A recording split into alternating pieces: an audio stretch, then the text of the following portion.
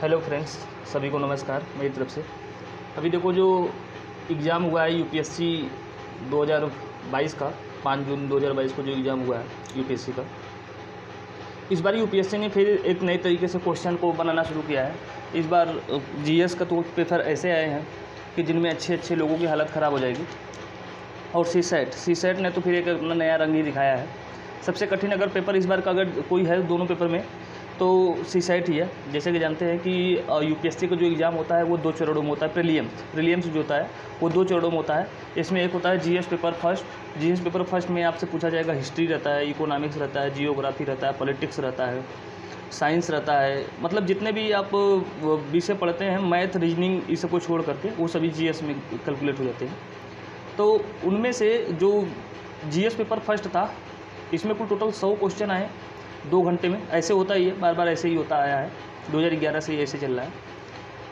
और उन 100 क्वेश्चन में से जो पिछली बार मेरिट बना था 87 नंबर पर मेरिट बना था, लगभग मेरे हिसाब से 44 क्वेश्चन जिसके सही हो जाएंगे 100 में से, उतना मेरिट बना था। और इस बार उम्मीद है कि उससे भी कम ही मेरिट बनेगा। ऐसे जो लोग भी वीडियो देखेंगे अपना वो जवाब देंगे हमें कि कितना आपके हिसाब से, आप जो लोगों ने पेपर दिया होगा अपना राय देंगे कि कितना क्वेश्चन मेरिट बनने का चांसेज है।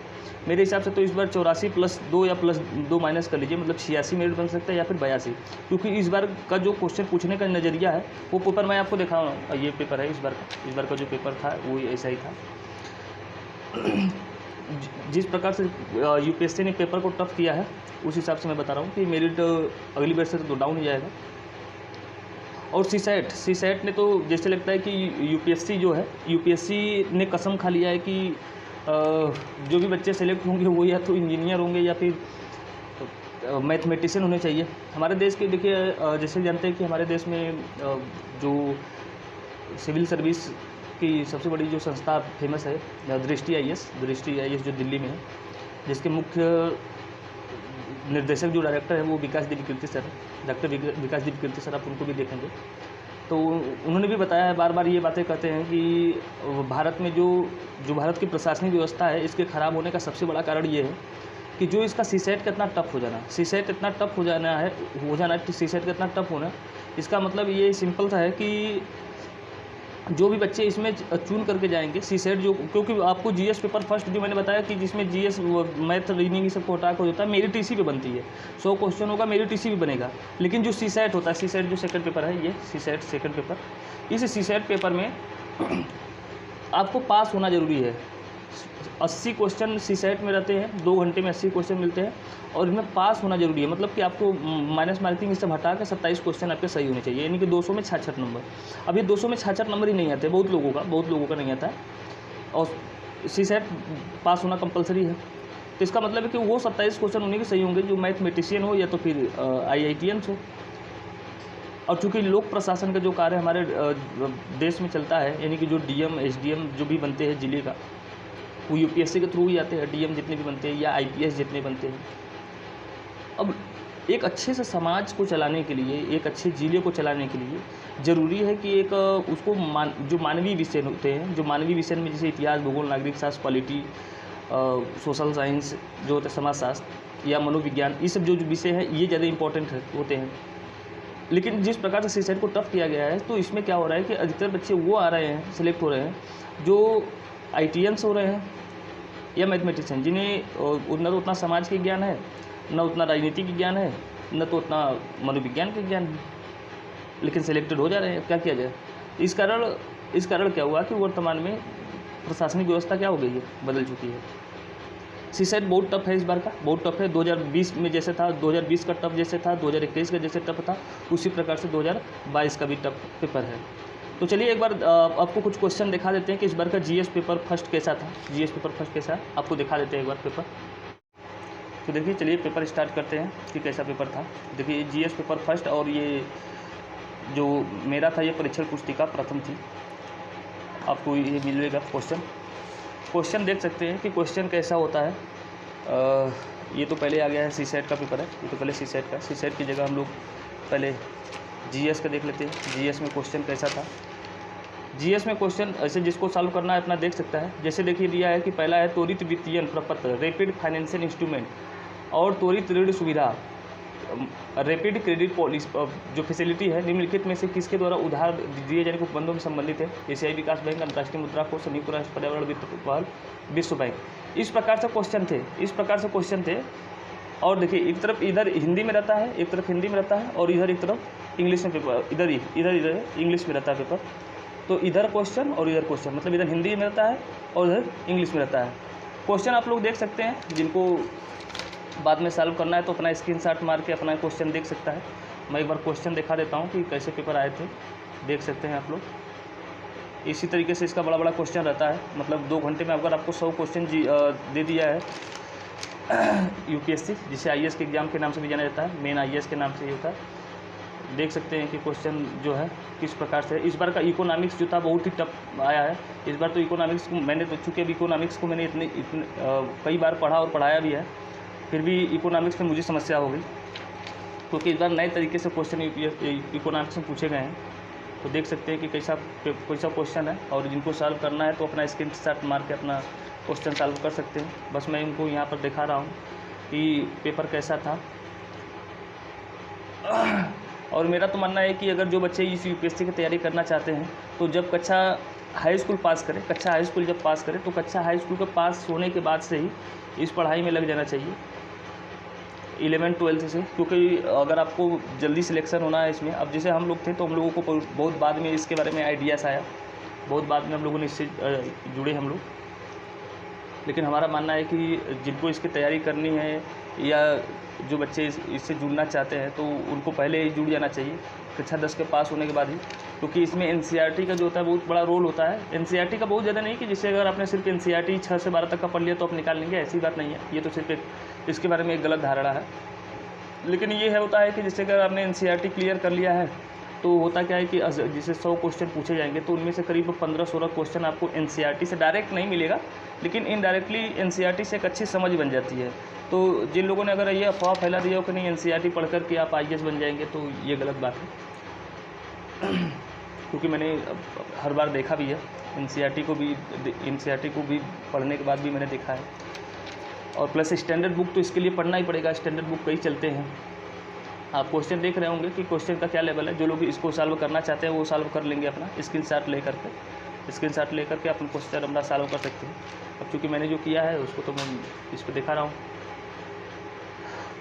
इसमें से जान लीजिए कितना मेरिट है। अगली बारी गया था कि जो व्यक्ति 100 में से जो 44 क्वेश्चन सॉल्व कर लिया था जनरल कैटेगरी में उसका हो गया था, और ओबीसी कैटेगरी में जिसका 42 क्वेश्चन सही था उसका हो गया था। लेकिन बात सीसेट में फंसी थी। सीसेट में होता क्या है कि अब जैसे कि मेरा ही जीएस ले लीजिए, तो मेरा अगली बार जीएस बहुत बढ़िया था, लेकिन सीसेट ही गड़बड़ था। सीसेट में ही 27 क्वेश्चन नहीं सही हो पाए थे। सीसेट बहुत बड़ा महत्वपूर्ण रोल निभाता है। अगर जो लोग सीसेट पे फोकस नहीं करेंगे तो हो भी नहीं सकता, क्योंकि सीसेट में पास होना कंपलसरी है। अगर आप सीसेट में फेल हो जाते हैं तो फिर इसका जीएस पेपर फर्स्ट का तो पेपर ही चेक नहीं होता है।